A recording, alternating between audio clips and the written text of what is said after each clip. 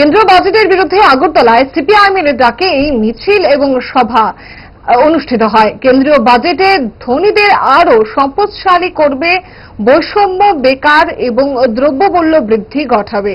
জনবিরোধী এই কেন্দ্রীয় বাজেটের বিরুদ্ধে সোমবার রাজধানীতে প্রতিবাদ আন্দোলনে শামিল হয় সিপিআইএম দলের নেতা কর্মী সমর্থকেরা।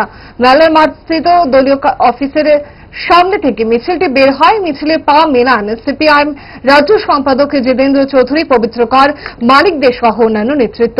মিছিল শহরের বিভিন্ন পথ পরিক্রমা করে এক বিক্ষোভ সভায় মিলিত হয়।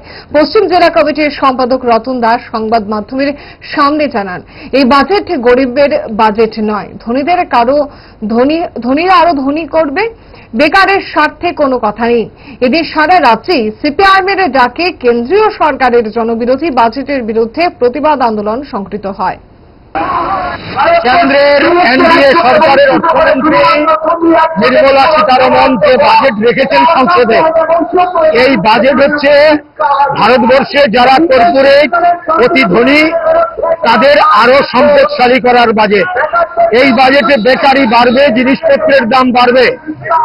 এই বাজেটে সাধারণ মানুষের জন্য কিছু নেই।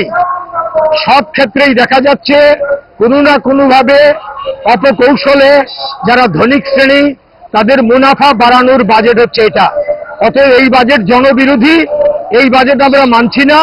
এই বাজেটের বিরুদ্ধে আমরা সিপিআইএম আজকে গোটা রাজ্যে আগরতলা শহরে আমরা প্রতিবাদ জানাচ্ছি।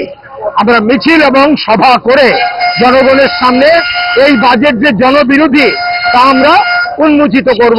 গ্যাস, অম্বল, গলা বুক জ্বালা ও পেটের অন্যান্য সমস্যার থেকে সুরক্ষিত থাকতে ব্যবহার করুন গ্যাসনল। অরিও ফার্মা, 5 দশক ধরে মানুষের ভরসা।